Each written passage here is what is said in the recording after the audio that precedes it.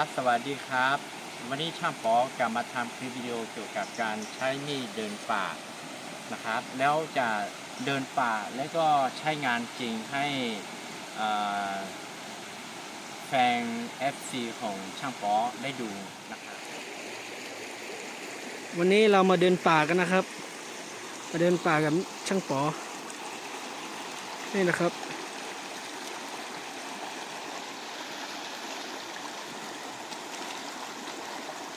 ข้ามไปข้ามมานะครับเดินป่า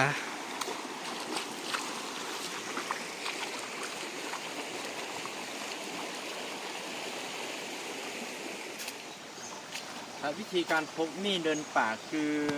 ต้องรัดเอวอย่างนี้นะครับแล้วก็ไม่จำเป็นที่จะต้องใช้มีดเล่มเล็กเล่มใหญ่นะครับใช้มีดเล็กก็ได้เพราะว่าจะได้ไม่เป็นภาระให้กับเราแล้วก็มันไม่หนักเกินไปในการเดินทางนะครับการใช้มีดเวลาเราเดินป่าตัดไม้กีดขวางทางก็จะได้ง่ายครับจะได้ง่าย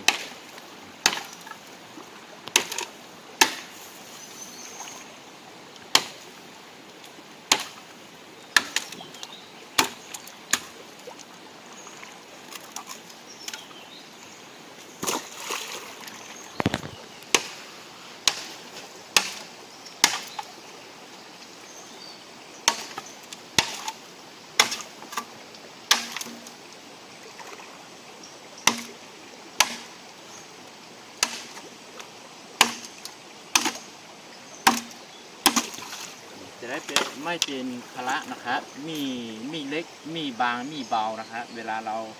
เดินป่ามันจะง่ายครับ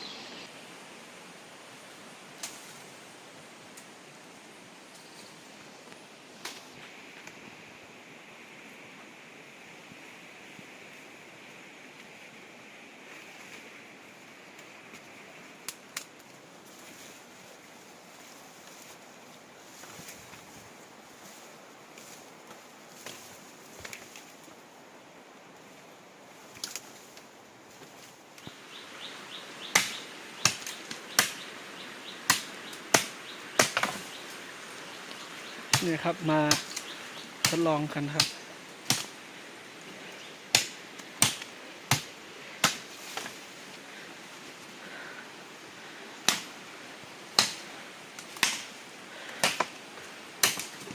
ขมมากนะครับ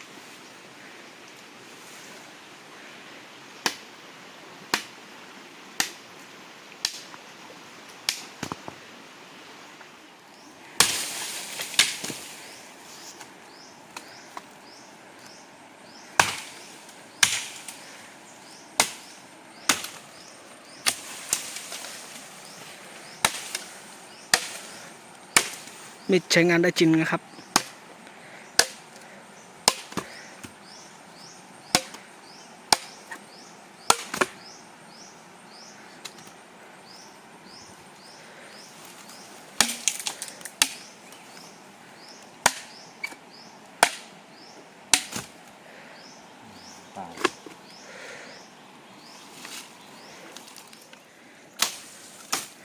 ตัด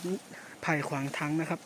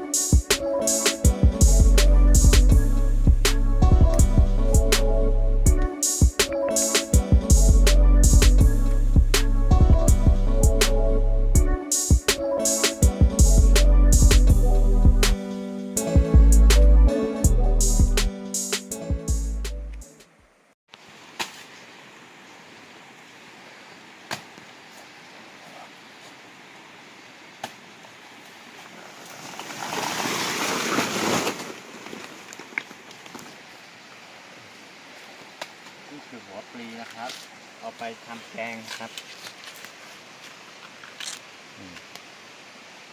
ไปทำแกง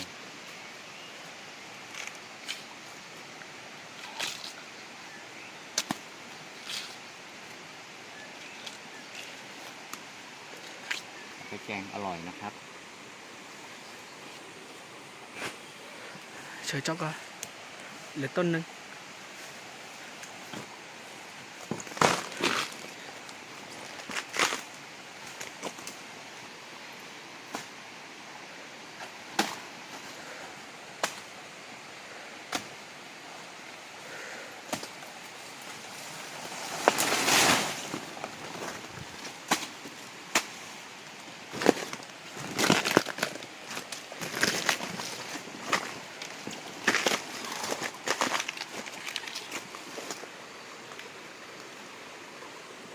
มีดเบามีดบางใช้ง่ายครับ ใช้คล่อง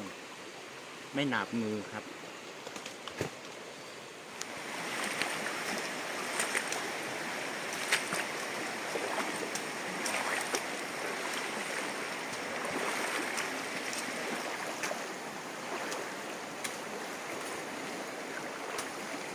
โอเค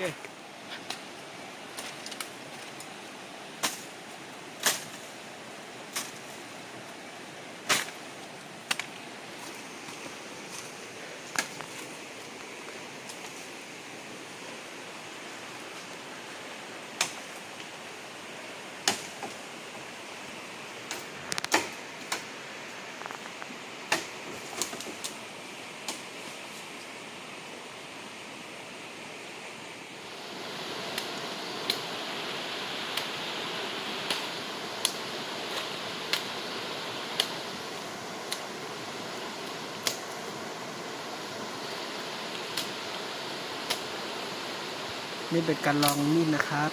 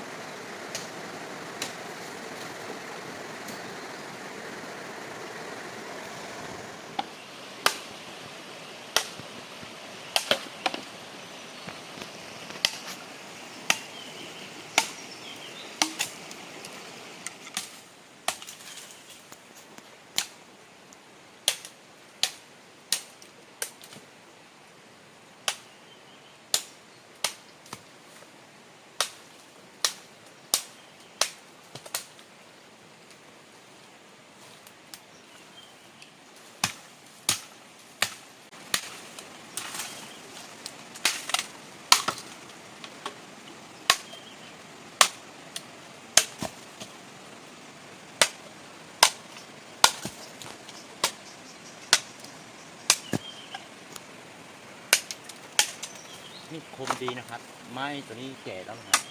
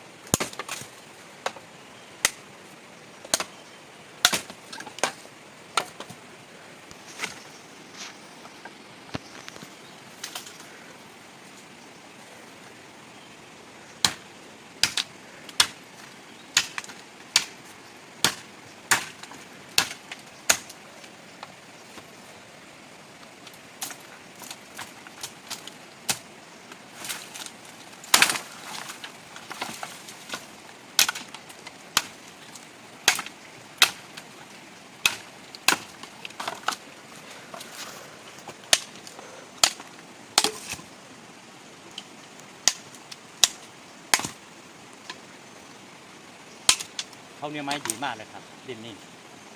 บางมากแล้วก็คมมาก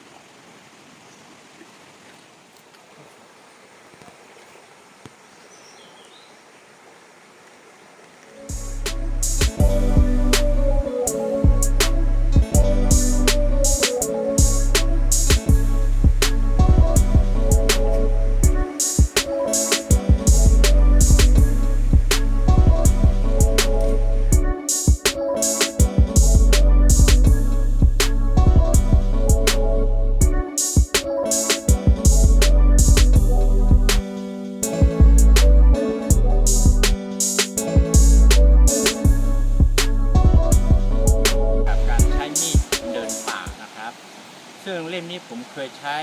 ตัดไม้มาครั้งหนึ่งในคลิปวิดีโอแล้วแต่ว่ากลับมาทำคลิปเกี่ยวกับการเดินป่าเวลาเราเดินป่าจะมีเถาจะมีกิ่งไม้